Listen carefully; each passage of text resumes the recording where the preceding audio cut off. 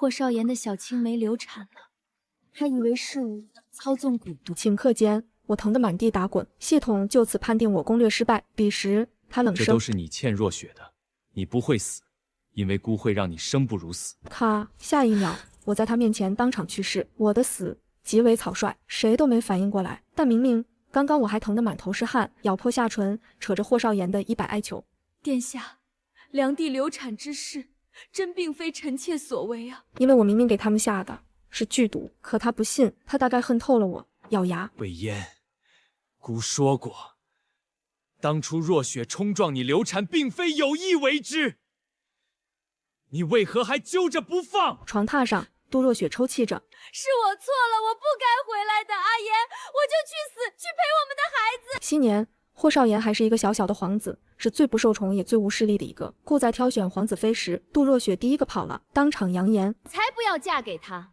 做个落魄皇子妃。”令霍少言颜面扫地，成了整个金陵城的笑话。却又在我嫁给霍少言7年后，凄凄惨惨地扑进他怀里。阿言，我知道错了，当初都是爹爹瞧不上你，逼着我说的，我不得不从。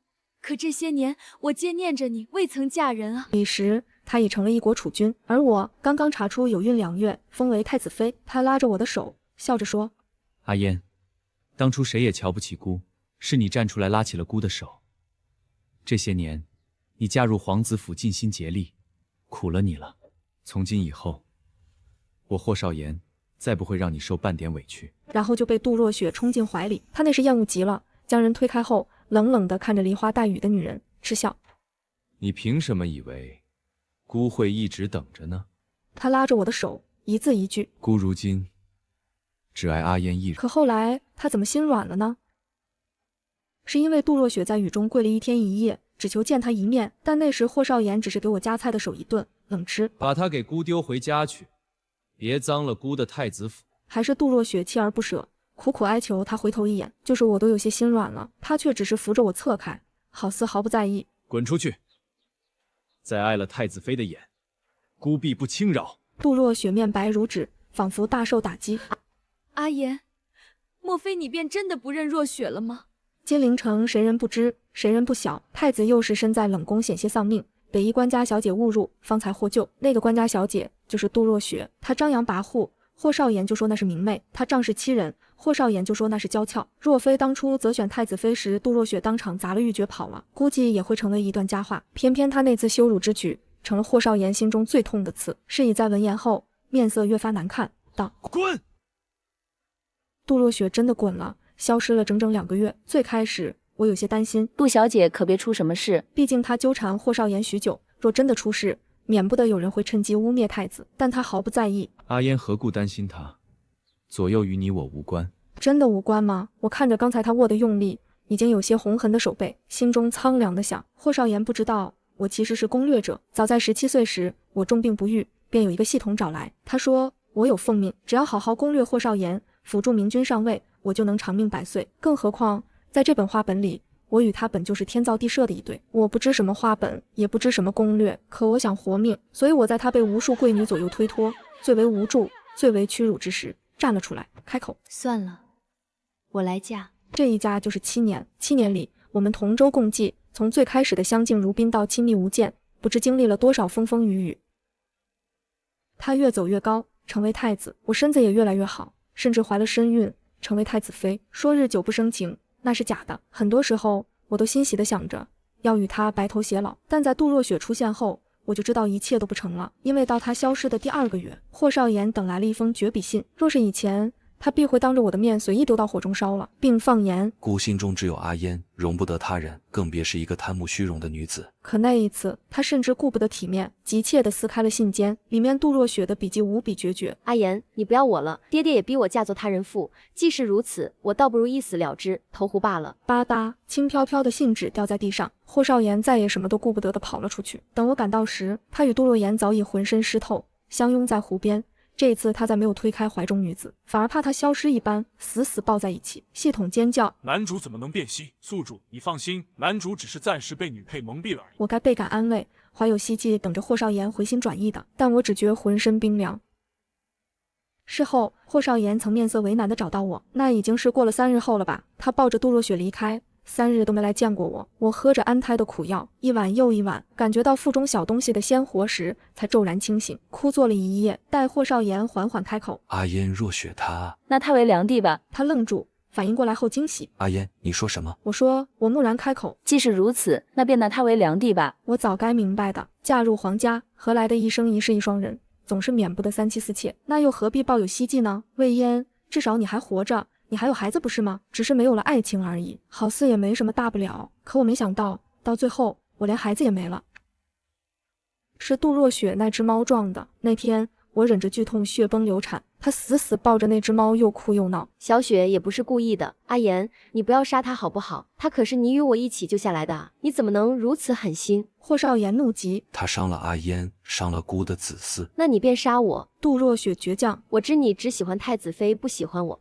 既然如此，我便自裁给太子妃赔罪，只求别杀小雪。”他说着，在所有人还没来得及反应过来时，朝着柱子撞去。原本天大的祸事，变成了霍少言抱着他大叫着寻雨衣。也是他转身那一刻，我们的孩子彻底流掉了，如同我对他的最后一丝情分。再醒来时，已经是1日后，他面色沧桑了不少，握着我的手，艰涩：“阿嫣，我们日后定还会有孩子的。”不会再有了，仅此一遭。我此生再难有孕，就是这条命，也是巫医用蛊虫保下来的。这蛊虫能保命，却也是剧毒，只要主人催动，被附蛊者便生不如死。霍少言当时不屑一顾：“我视阿嫣如珠如玉，怎么可能会动用此物？故这蛊虫与无毒无益。”可后来杜若雪的孩子没了，他却毫不犹豫地将我从病榻上拖下来，眼眶通红：“你为何还揪着不放？为何这般狠心，害了若雪的孩子？”杜若雪更是上前狠狠扇了我好几巴掌：“贱人，我要杀了你！我要杀了你！”霍少言就是这时催动了蛊虫的，他说这是他对我的教训。我疼得满地打滚，浑身骨头好像都被砸碎了，只能咬破下唇，扯着霍少言100哀求：“殿下，良娣流产之事，真并非臣妾所为啊！因为我给他们下的明明是剧毒，奈何我还没说完，就已经死了。”耳边系统气急：“狗屁男主，我才不要你这么折磨我的女主！什么破说，系统要重来！”最后一眼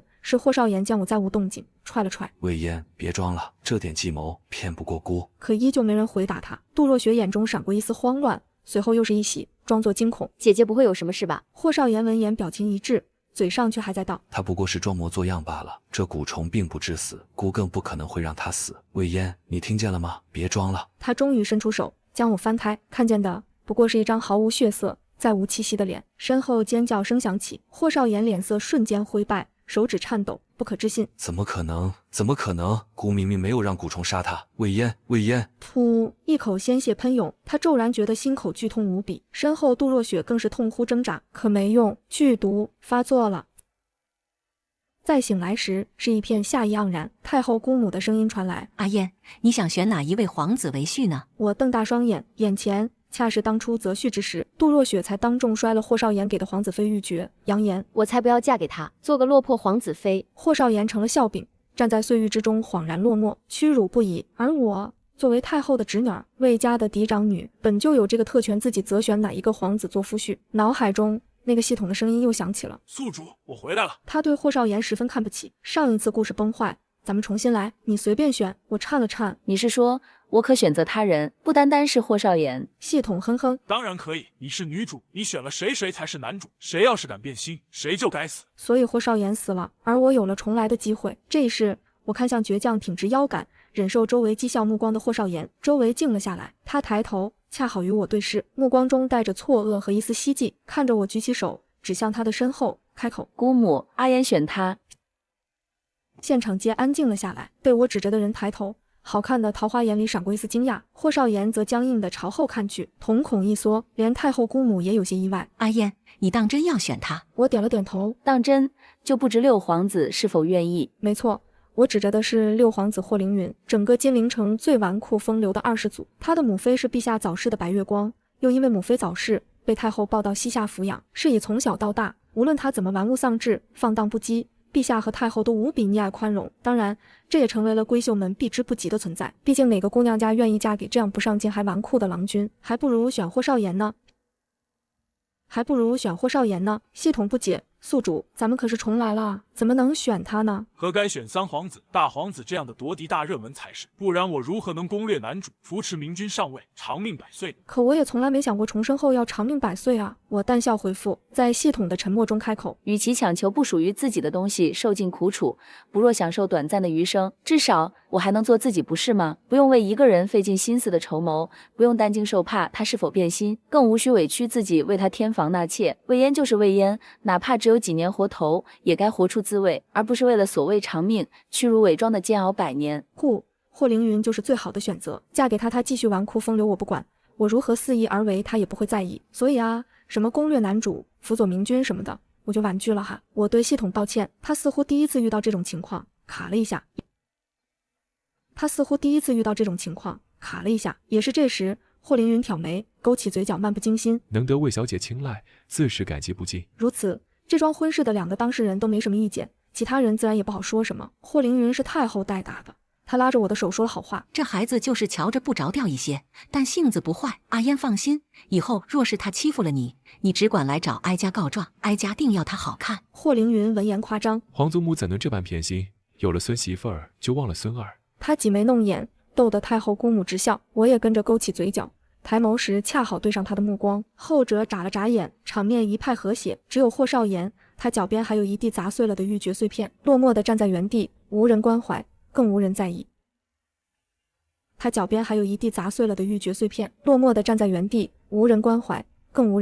听说最后霍少言依旧是唯一一个没许配上皇子妃的皇子，加上杜若雪在选妃当天当众摔碎玉珏拒婚之事，一日传遍金陵城，一时间霍少言成了全金陵的笑话。男人笑他窝囊废物，女人对他避而远之，乃至城中更有孩童编了顺口溜流传：窝窝囊囊归如鼠，你不要来我不要。虽未指名道姓，但却极大损了天界颜面，导致霍少言方才得来的一点圣心好感瞬间成了负数。对此，杜若雪毫不愧疚，反而在一众贵女中冷哼：谁让他看不懂人眼色，非要递到本小姐跟前的？本小姐可是将军之女，怎么能嫁给一个冷宫皇子？可他不知道，因为他的一番不顾后果的作为，不仅羞辱了霍少言，更是让天子觉得自己被打了脸。纵然他不喜欢这个不讨喜的儿子，但到底也是他的皇子。杜家如此肆无忌惮，眼中可还有王法天子。于是乎，在这场闹剧达到顶峰的时候，一卷圣旨传到将军府，却是明晃晃的写着：赐婚杜若雪与霍少言为四皇子妃。不是瞧不起皇家吗？那就让他永远定在皇家玉蝶上。知道这个消息时，是我应约与霍凌云逛首饰铺的时候。太后姑母生怕我反悔，这些日子总是借着各种由头让我与他多多接触。霍凌云倒是并不排斥，甚至每次都乐意至极，花言巧语，不知道的还以为对我用情至深呢。可我知道，喜欢一个人并非这样的。索性在他拿着一支玉簪对我孔雀开屏时，我直接道：我知殿下这般做是为了让太后娘娘高兴，但殿下即使不喜欢魏嫣，也大可不必勉强。他动作一顿，桃花眼眯起，嘴角的笑意淡了一些。魏小姐这是什么意思？我国景大厂快入秋了，到底有些凉。慢吞吞地看着他继续道：殿下最不喜拘束，恰好魏嫣也不愿插手他人之事，但自古父母之命，媒妁之言，男婚女嫁总是必然的。与其到时怨偶不睦，不若事前便找个志同道合之人。霍凌云讶然：魏小姐也喜欢游街斗马、奇门遁甲，这些可都是世人瞧不上的奇技淫巧，如若不然，他也不会被冠上纨绔的名头。我摇了摇头：我并不喜欢，但是我们都喜欢自由自在、无拘无束。是以婚后我不会干涉殿下的任何事，同样我做什么殿下也不必插手，只要在人前大家各取所需，相互保持体面即可。上一世霍凌云因为迟迟不娶妻，令姑母日渐焦虑着急，老人家受了不少，我看在眼里，心中有气，曾拦下过他，语气很冲：殿下，太后娘娘对你不薄，你若真的念着祖孙恩情，魏嫣便恳请殿下莫要再让太后娘娘伤怀。他心情也不见得多好，自来潇洒肆意的人下巴都冒出了不少胡茬，却无心打理，只看着我道：四嫂嫂便以为皇祖母为我忧思，我便不心疼不成？我一愣，但若因此随意娶了一个姑娘，我身性散漫，无拘无束，一走便是几月不归家，她又何其无辜？他知道自己的毛病，所以宁愿孑然一身，也不想连累别人，事宜也只能顶着压力，不愿松口。我张了张口，在他以为我会继续如其他人一般驳斥他不孝时开口：魏嫣明白了，此后会尽力说服太后娘娘，不必为此忧思着急。后者一愣，深深朝我行了一礼。而这一世，恰好我也有同样的烦恼，知道自己没几年好活，总免不了想出去走一走。但作为闺阁少女，实在是天方夜谭。如此，我们假意成亲，他去做他的逍遥皇子，我去做我的自在皇子妃，大家都无暇归家，自是不会委屈了谁。果然，霍凌云闻言仿佛第一次认识我一般，眼中少了轻佻，郑重将玉簪送进我的手中。一言为定。郑重将玉簪送进我的手中。一言为定。也是此时，门外传来尖锐的骂声：“滚，滚开！都怪你，都怪你！若不是你，陛下如何会下旨非要我嫁给你？你这个扫把星！”我下意识回头，却见不远处，杜若雪一身绫罗绸缎，脸上却满是怒气。她对面，霍少言别过头，侧脸上赫然是一个巴掌印，周围都是若有若无看笑话的目光。杜若雪向来要面子，受不了，又骂又打。都怪你，让我成了整个金陵城的笑话，却只字不提自己当初当众砸了皇子妃玉珏，损了天界颜面的事。霍少言衣袖下的手渐渐握紧，耐着性子哄：“若雪，我们且先回去再说。”我了解霍少言，他在冷宫中走出来的，极度自负却又极其自卑。他受不了大庭广众之下这样的羞辱，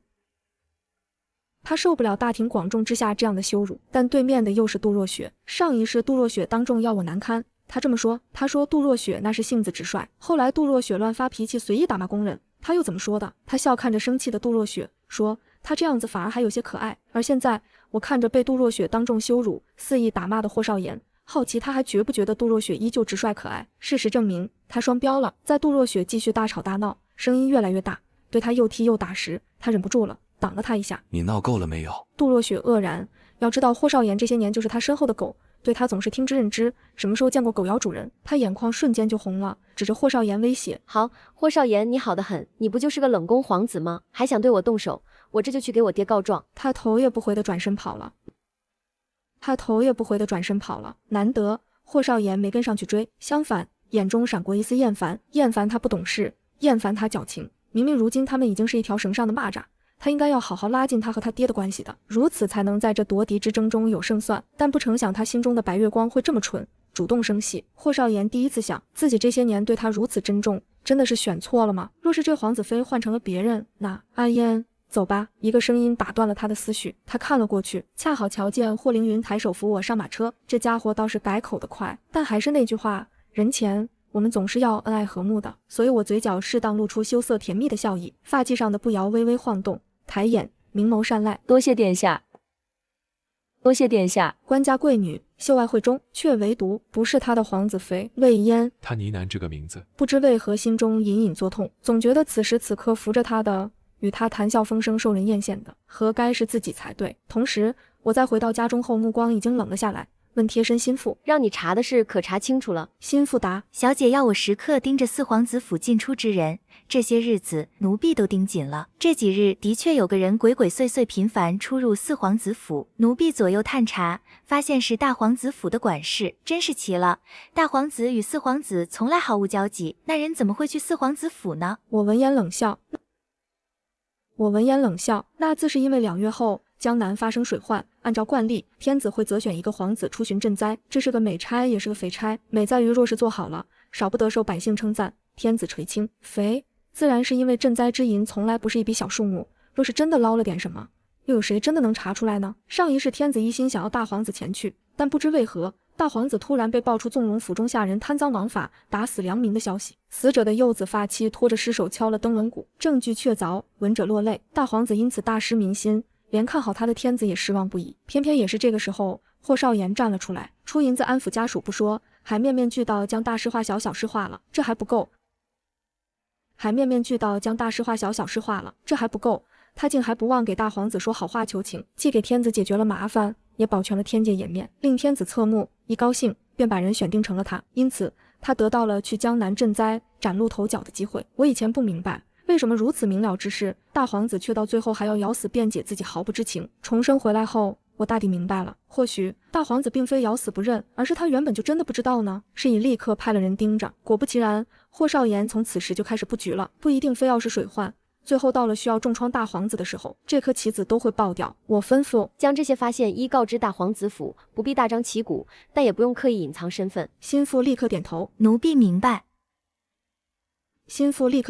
奴婢明白。沉默了许久的系统见此终于出声了：“宿主，你就真的打算不续命了？”今日我此番作为，坏了霍少言的好事，帮了大皇子一把，可我自己却是未来六皇子妃，嫁的不是明君，辅佐的也不是男主，那自然也和所谓攻略任务无缘。我咳嗽了几声，道：纵使我续命了又如何？系统急切安利，你可以长命百岁，可以母仪天下。小说里的大结局都是这么写，但他口中的小说里却没写。长命百岁需要时时刻刻勾心斗角，母仪天下则永困于深宫之中。这些滋味我上辈子尝过了，实在不甚美妙，所以算了吧。我叹息，我还是想做魏嫣，可我依旧感谢他，至少他是真的为我着想，并未因为所谓攻略逼着我认霍少言者辱。可我依旧感谢他，至少他是真的为我着想，并未因为所谓攻略逼着我认霍少言者辱。系统不好意思，我哪有那么好？他顿了一会儿，又说：宿主再见。我也说再见。我不要改命了，也不愿攻略哪个男人了，所以他自然也没有留下来的必要。他走了，夜里凉风习习，我忍不住又多咳了好几声。照顾我的贴身丫鬟小翠焦急：小姐已经许久未曾病过了，怎么这几日突然又……他说着，外面下人禀报：小姐，六皇子遣人送东西来了。若是衣物绸缎，便交给母亲替我收下；若是新鲜玩意儿，便先放在小库房里吧。六皇子遣人送东西来了。若是衣物绸缎，便交给母亲替我收下；若是新鲜玩意儿，便先放在小库房里吧。我忍着喉间痒意，却不想小人为难。小姐说的这些，六殿下都没送。那送了什么？小翠不明所以。是药。下人答：是调养身子、预防风寒的药。这次换我愣了，看着下人呈上来的药草，这才想到方才与霍凌云一道时裹了裹大氅，他竟也看在了眼里，记在了心上，更是附上一张信笺，上面不过龙飞凤舞几个字。凌云在这儿恳请未来皇子妃吃药，若是真染了风寒，皇祖母该又要罚我了。若是真染了风寒，皇祖母该又要罚我了。我勾起嘴角，倒是粗中有细，就是我将信笺丢回托盘，笑骂：油嘴滑舌，还未成亲呢。谁是他的六皇子妃？两月说长不长，说短不短，江南水灾如期而至。期间，大皇子府不知怎么出了恶奴，顶着大皇子府的名头贪赃枉法，欺男霸女，被大皇子察觉揪出，直接当场打死，赔偿了损失，以儆效尤，甚至亲自去了天子面前认自己治下不严的罪状，硬生生将赶来告状的霍少言堵得无话可说。天子本来就中意大皇子的才能，见他如此越发欣慰，再看看霍少言，他被扇了一掌，狠狠斥责：你明知那恶奴坏事做尽，不想着制止，反而来与朕咬耳朵，你眼中可还有兄弟情分、皇子之责？反观你大皇兄如此明事理，这次朕栽人选，朕不选他选谁？反观你大皇兄如此明事理，这次朕栽人选，朕不选他选谁？他是被赶出宫门的。来往宫人见此毫无敬意，冷笑：真失心疯了。大皇子从来仁厚，谁人不知谁人不晓，他竟如此状告自己兄长，难怪当初杜家小姐瞧不上他。他听在耳里，眼中灰暗，捏紧了拳头，不明白自己的计划为何失败，如今没能得到前往赈灾的机会也就罢了，竟被大皇子察觉到要夺嫡的心思。查，给我仔细查清楚，到底谁走漏的风声，将消息透露给大皇子的。他咬牙切齿地吩咐，可惜晚了，等他查清楚的时候，已经是我与霍凌云的婚事前夕了，比他和杜若雪的早些。找到我时，我恰好在世代成亲用的红宝头面。他寻了个找我爹的由头进了府，也是气过头了，竟忘了礼数闯了进来，气势汹汹。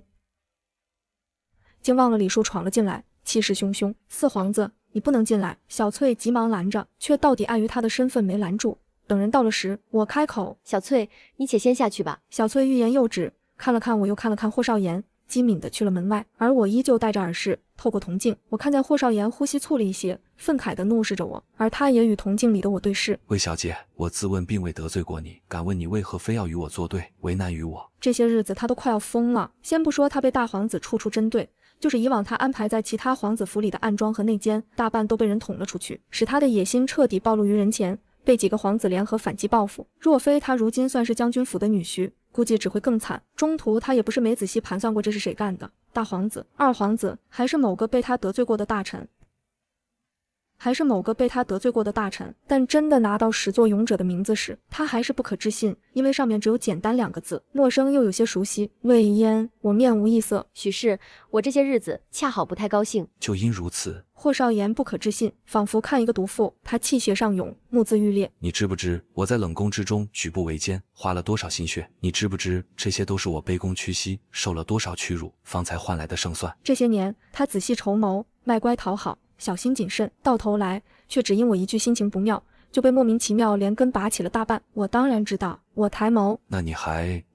可那与我何干？费尽心思卑躬屈膝的人又不是我，费尽心思卑躬屈膝的人又不是我，我为什么要为他着想？上一世他不也是因为一个不高兴就驱动了蛊虫，看着我疼得满地打滚，求饶惨死的吗？那这一世我心情不甚美妙，毁了他大半基业自然也顺手的事。霍少言胸口起伏，眯起眼睛，凶狠地上前抓住我的肩膀。你到底是谁？我被迫回头，红妆艳色，凤冠霞帔，好似此时是洞房花烛。我不过静候他掀起盖头的新娘。他呼吸一滞，我冷笑开口：四殿下，我与六殿下婚事在即，而你作为兄长私闯未来弟妹闺房，这是何道理？还真以为魏嫣是泥捏的不成？胭脂泥人也有3分脾气。说罢，小翠已经带着我爹和一众家丁闯了进来。对，就是他，登徒子私闯小姐闺房，快轰出去！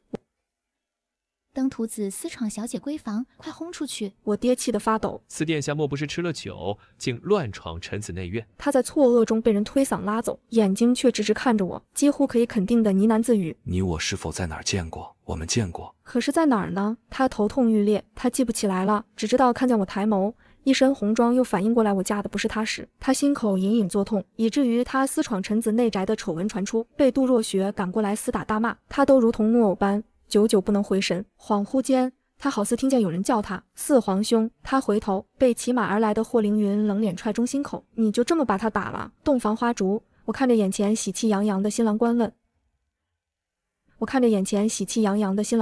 因为江南的水灾，我们的婚事办得不大，但全程都是太后娘娘盯着的，所以倒也不失体面。霍凌云喝了口酒，不甚在意。再怎么说，你也是我的娘子，他敢调戏我的媳妇儿，我若不动手，那我霍凌云安能算男人？好在陛下也没罚他，倒不是因为他所谓的白月光母妃，毕竟这么多年过去了，皇宫之中佳丽3000，再难忘的白月光也早已黯淡了，更别说那早已没了的白月光，而是这些日子霍少言做的混账事实在是太让人不喜。且霍凌云作为我的未婚夫，为自己受委屈的未婚妻出气，倒也合情合理，故天子也就睁一只眼闭一只眼，念着霍少言和杜若雪婚事将近的缘故，只勒令霍少言禁足。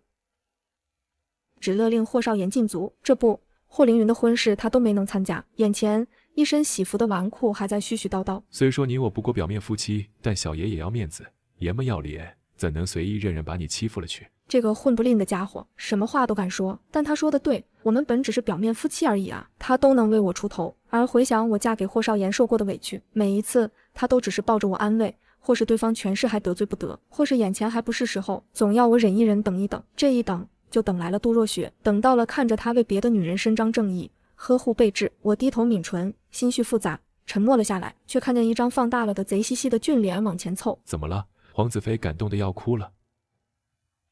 怎么了？皇子妃感动的要哭了。他抬手要擦我眼角，哭起来像只兔子，真不容易。早知如此，我该多踹几脚才是。啊！我抬手拍到了那张脸上，听见一声哀嚎，自己转身上了床榻，盖上了被子。没哭，你看错了，睡觉。他有话要说。你若睡床，我该睡哪儿？本殿下可是皇子。我被他吵烦了，砸了一个枕头下去，打地铺。他老实了。好嘞。霍凌云的确是个纨绔，因为他根本装不出来，满心满眼都是那一屋子的木头锤子和自己的宝贝骏马。这样的人潇洒极了，今日或是在金陵城郊外策马，明日或是在某座山巅寻药，后日或许会捣鼓出一只会动的木鹦鹉来逗我玩，然后被我揪着去见了太后姑母。这些天他再无负担，有了个痛快，而我成了皇子妃，少有规矩束缚，同样乐得自在。是以太后姑母看着我俩红光满面，十分满意。若你们能好好的，哀家便了无遗憾了。他也是死心了，我无心争宠。霍凌云又对除了读书夺权之外的事都感兴趣，那便也不强求了，两个刚好凑一对，好好过日子就行了。所以他给我们道：你们也该走了，不是回皇子府，而是去往他处。如今夺嫡之争越演越烈，若继续在这金陵城，便永不可置身事外。是以哀家给陛下通了信，让你们替哀家体恤民情，前往各地佛寺为天下祈福，为百姓布施。他说着将霍凌云留了下来，我识趣的退到殿外等候。恰好那日也是一众皇家女子拜见皇后的日子，杜若雪也来了宫中，遇见独在御花园的我，恨恨，你就是魏嫣。她不等我回答，就风风火火的要抬起手来给我一巴掌。就是你不守妇道，勾引我未婚夫，害我在一众贵女里抬不起头。既然那般喜欢霍少言，为何当初不选他？害得我嫁了个废物皇子。我大概知道他和将军府的想法，无外乎不过不迟于成亲，等太子储君定下来再说。到时论他的背景和母家，就算未来太子有了太子妃，也难免不会心动。那他进府，即使能进府，那太子妃的位置能不能坐得稳，可就说不准了。上一世杜家不就是这么安排的吗？甚至意外得了便宜。因为最后定下的太子恰好是曾经对杜若雪掏心掏肺的霍少言，一通死缠烂打，苦肉计下去，霍少言就此死心塌地。如今我让他一步到位，他怎么还不乐意了？我不躲不闪，抓住他要落下的手，反手还了他一个巴掌，声音清脆：“你竟然敢打我！”他瞪大双眼，她可是将军府大小姐，谁敢不敬让3分？更别说对她动手。杜小姐莫不是得了失心疯了？如今我贵为皇子妃，你不过是一介臣女，妄图对我动手，以下犯上，我不过小事惩戒罢了，何来敢与不敢之说？我盯着她，上一世的丧子之痛依旧清晰，一字一句。杜小姐如今该好好在家中待嫁才是。四皇子对你一心一意，我可要祝你们鸳鸯成双，白头偕老。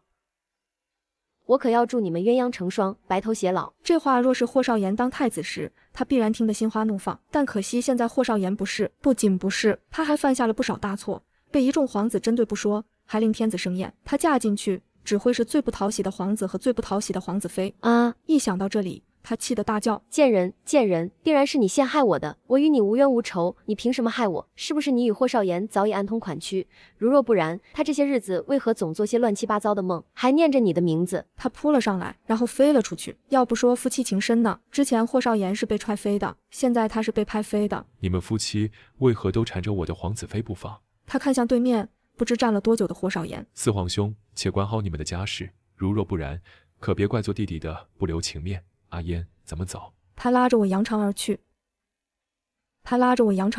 而霍少言他依旧没动，只是低着头看着杜若雪狼狈的模样。第一次他没上前去扶，而是侧头看着我远没有回头的背影，那股熟悉感越来越重。他几乎可以肯定，他快要想起来了。那天发生了很多事，大皇子治理江南水患有功，风光无限。杜若雪和霍少言的婚事草草安排在3日后，而太后刘杜凌云不知单独说了什么，说完了以后，第2日便生了重病。陛下孝心至纯，又有6皇子上奏为祖母祈福，故同意让6皇子夫妇远离金陵城，为太后拜尽天下佛寺祈福，同时也代替天子体恤民情。太后娘娘是为了我们盘算。我看着手中的圣旨，若无心权势，那就只能远离金陵城。可我们要去哪儿呢？江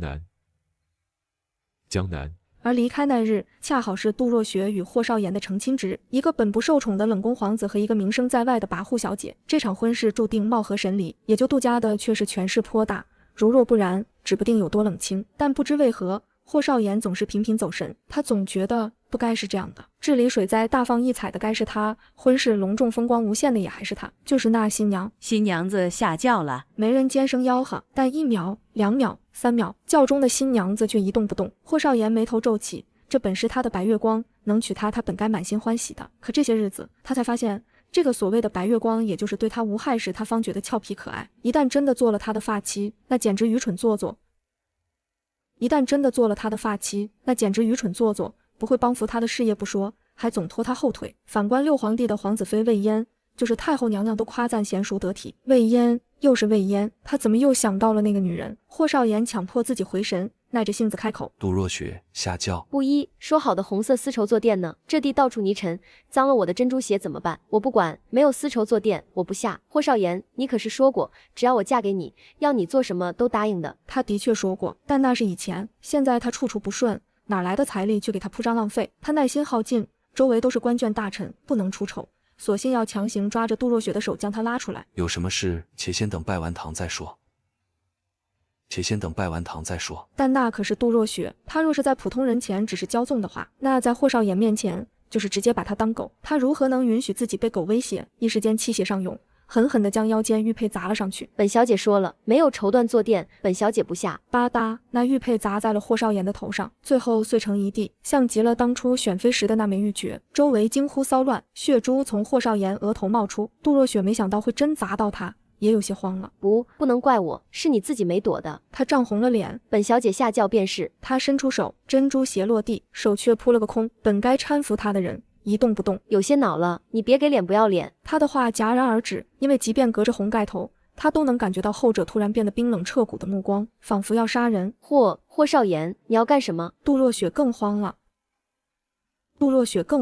以前他这样，霍少言可就要巴巴的赶上来讨好的，但现在霍少言确实白了脸，冷。我娶的怎么会是你，魏嫣呢？杜若雪瞪大双眼，金陵城闹翻天了，却说四皇子与杜家小姐的婚事上，不知为何闹了矛盾，四皇子不慎被杜家小姐丢的玉佩所伤，砸中了头，就发了癔症，当场开口说自己和该娶的是魏家嫡女，但魏家嫡女本是六皇子妃，他丢下一众来客，和身后杜若雪气恼的呼唤，转身跑去了魏家。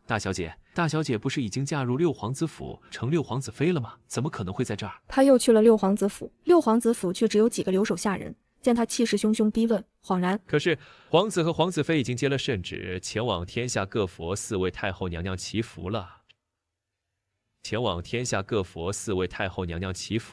什么时候去的？就是今日。去了哪里？小的就不知道了。他发疯了似的朝着城门外赶去。他想起来了，什么都想起来了。上一世种种，魏嫣选的他，嫁的他，还有他们的孩子，以及他的死。阿嫣。他的马累倒在城门口，他跌倒在地，看着那远远离去的车马，声嘶力竭。可有人唤我？我拉开马车的帘子，问：骑着他的宝贝马儿沾花惹草，有吗？我怎么没听见？罢了，你快瞧瞧我编的花环如何？说着还不等我反应，就戴在了我头顶，老神在在。这才对嘛！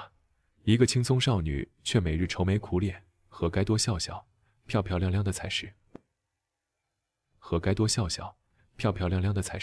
咳嗽了好几下，笑骂：好一个孟浪的登徒子！他坦然受之，没人在意被甩在身后摔于马下的男人，就好像他本该陷在泥里，见不得光。我和霍凌云就这么去了江南。江南好，风景旧曾谙，奈何水患刚息，一切都带着淡淡的颓气。朝廷虽然已经大致安顿好了，但如今钦差离去，留下的本地官员中难免有些妄图贪墨之徒，甚至扬言，别说是皇子走了，就是皇子还在，也是强龙不压地头蛇。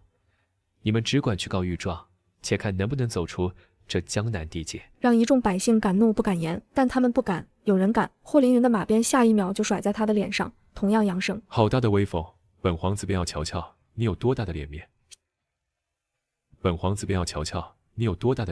吓得对方当场面白如纸，抖如筛糠。不得不承认，天子的确有些深谋远虑，给了太后的面子，也让自己在民间多了一双眼睛。霍凌云就这么管起了江南的善后事宜。我恰巧前世做过太子妃，管过不知多少银钱，左右一算，倒也不怕那些阴沟里的老鼠不现形。午后，他给我端了一碗参汤。这些活计又不是今日非要做完，你便不能歇歇。他弄不明白为何我这身子骨总时好时坏，明明他已经很小心了，毕竟来时他被太后姑母提着耳朵告诫过。阿嫣以前落下过病根，你可要小心照看，若是他出什么闪失，哀家饶不了你。他那时痛呼着保证。知道了，你有了孙媳妇，忘了孙子，天底下怎会有这样的老太太？他说了，也做到了。我则对他的问题避而不谈，喝下参汤后道：只差一点，等我查完再好好歇息也成。但手中毛笔却被人抢了丢进笔筒，后者风风火火。你这双眼睛莫不是不要了不成？他拉着我走了出去，我急了。你这是要带我去何处？自是带你去消遣。消遣，我想到了在金陵城中他风流的名声，有些踌躇。这是要带我去秦楼楚馆不成？听说江南的小馆姿色过人，我还没准备好。我理着头发，局促期待，然后看见那一张死马脸，就是一张死马脸。因为霍凌云那匹宝贝马永远昂着下巴，看谁都是翻白眼。就这？霍凌云眼睛明亮，拍了拍马屁股。会骑吗？我摇了摇头，随后惊呼出声，被他抱上马背。他朗声：我教你。马鞭落下，骏马疾驰，惯性促使我的后背紧贴着他的前胸，少年有力的心跳声几乎与我重叠。他声音爽朗：怎么样，好玩吧？你该多笑笑。魏嫣，你笑着好看。我心跳得极快，不是因为他，而是因为路途风景和从未体验过的奔腾。因为病弱，所以不能学骑射；因为是女子，所以不能疾驰。可谁在乎呢？我重活这一世，本就是为了做进不可为之事的。那时恰逢冬日，地上厚厚积雪，我夺了他的马鞭，将他踹下马去。男人打了好几滚，愕然抬头，却见我居高临下。下次再敢调笑于我，便不止这小小教训。说罢，扬起马鞭，在雪地之中扬长而去。他一愣，索性倒在雪地之中哈哈大笑。魏嫣。魏嫣，小爷发现你这人特较真儿，笑吧笑吧，回来等看着我裹着被子喝风寒药又急了。怎么又病了？我可是给你穿的厚厚的才带你去的。小翠也急，小姐从小体弱，也就去年才好全。殿下，你怎么能带她去雪地里？霍凌云涨红了脸，难得被堵得没话说，只能围着我打转，一会儿抱着蜜饯，一会儿拿着自己做的新鲜玩意儿。再喝一口就再喝一口，喝一口就给你呗。瞧，他还会动，活像是哄小孩。我烦了，一口喝尽后，将碗扣在他脸上，因病脸上浮起不正常的红晕，吵死了。他不吱声了。我们这一走就是3年，3年里，从体恤民情、为民请命到畅游天地，历经山川，我的精力充沛的吓人，乃至霍凌云都不赞同。你就不能等身子骨养好了再奔波？我喝着热乎乎的药，途中喉间又一股腥甜涌上，被我混着苦药咽了下去，面无异色的笑着开口：因为我等不及了。是了，3年，这3年我已经能把药当饭吃了，可我依旧快活，从未有过的快活。霍凌云不知我话里的意思，对我叹服。我只知自己贪玩，不成想你比我更甚。但后来他瞧见我吐血了，也怪我当时没藏好，被他瞧见了呕血的帕子，他是才明白问题的严重性，发疯地抓着我的肩膀。魏嫣，你疯了！我想让他稍安勿躁，不过是小场面而已，但对不住了，我有些困了，在他慌乱的呼唤中闭上了眼睛。也罢，等我睡一觉吧。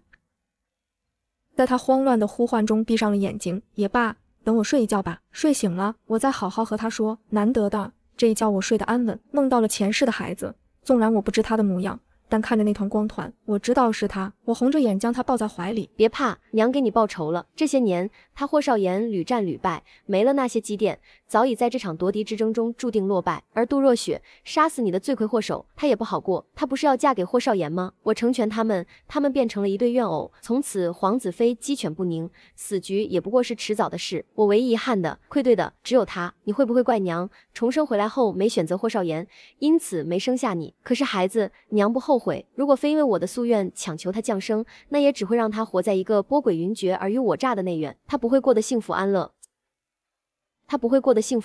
即是如此，我何故让他降生受苦呢？光团轻轻地、柔柔地碰了碰我的鼻尖，我泪流满面。再次醒来时，是移动的马车。霍凌云脸色憔悴了许多，眼中疲惫，看见我醒时又浮现一丝惊喜。你醒了？你也哭了？大抵是。我轻轻地笑了，梦到了高兴的是吧？霍凌云眼眶红了。魏嫣，你就是个混账！我似有所察，看向了一旁的小翠，她抹着眼泪，只给我留了个背影。我叹了口气。他都告诉你了吧，霍凌云，你不必自责。我自知自己时日无多，所以自然及时行乐。说来还得谢谢你，如若不然，我也不能玩得这般畅快。我安慰他，你放心吧，太后娘娘那里，我自会与她说清楚，她定不会为难你的。至于我爹娘，其实早在离开之时，我便已经与他们说明白了。他们不甘女儿如此短命，但又不忍最后几年光阴将女儿困于那小小内宅，所以忍痛默许了我离开金陵城的决定。我啊，了无遗憾呢。那我呢？霍凌云厉声，红着眼眶问我：你了无遗憾，你问心无愧。那我呢？你明知我在意的并非这个。我被他晃得头晕，茫然。我们不是表面夫妻吗？他像是受到了极大伤害，气得发抖。表面夫妻，谁家表面夫妻陪着你游山玩水？谁家表面夫妻给你做那么多鸟儿雀儿？那玩意儿做一个可要半个月，还不是因为你欢喜？还不是因为你收到了会笑？魏嫣，你这个负心婆娘，我恨死你了！他气得跳车了。狠狠用手背擦了擦眼睛，留下我一人在车中凌乱，震惊当场。好在他没生气的丢下我不管了，不然我还真有些孤苦无依。小翠说霍凌云气急了，她看着我的眼神也怪怪的。不是我说，小姐，你未免也太……眼神像看一个木头。总之，霍凌云不再笑着给我熬药端水了，他冷着脸端。我有些不自在，想要解释一下，比如我只当他是志同道合，所以一起结伴同行的；比如我以为他满心满眼都是天地之大，不把男女小情放在眼里的；又比如他对我好不过是江湖义气，他不是最向往江湖儿女快意恩仇的吗？但我才张开口，他就冷漠地走了。我又吐血了，该来的总会来，还来势汹汹。我只能问，我们要去哪儿？他说金陵。我不想去那儿，因为我早就决定死后要葬在个山高水碧的地方。但霍凌云坚信金陵名医无数，定然能有治好我的。于是乎，这一路我昏昏睡睡，呕血消瘦。霍凌云也不冷脸了，他开始日夜守着我，每一日等我醒来时，他都会松一口气，然后别扭地收回摸我脸的指尖。我当作没发现，他装作无事发生。后来啊，我回到金陵了，迷迷糊糊间睁开眼，听见周围的哭声，还有霍凌云和霍少言的打斗。吃下这只蛊，他就能活，你难道想他死不成？霍少言厉声：谁知你说的是真是假？谁知你说的是真是假？别以为我不知，如今金陵城都传遍了，你爱慕我言不成，念念不忘。霍少言没有反驳，反而道：若非是你，她依旧会是我的妻。我在这时开口。凌云。空气安静了一瞬，霍凌云急急走到我跟前，他握着我的手。不远处霍少言红着眼看着这一幕，艰涩。阿烟，我只扫了一眼，对霍凌云道：不要让我吃那蛊虫。阿烟，你明知吃了你就能活，你是在怪我吗？所以你不肯吃。可我已经后悔了，我不该信杜若雪。这些年他过得不好，我已经给我们的孩子报仇了。你吃下，只要你吃下，你想要我如何都行。他恳求。这3年，他借着杜家的势力，到底站稳脚跟。虽然每日刀尖舔血，备受煎熬，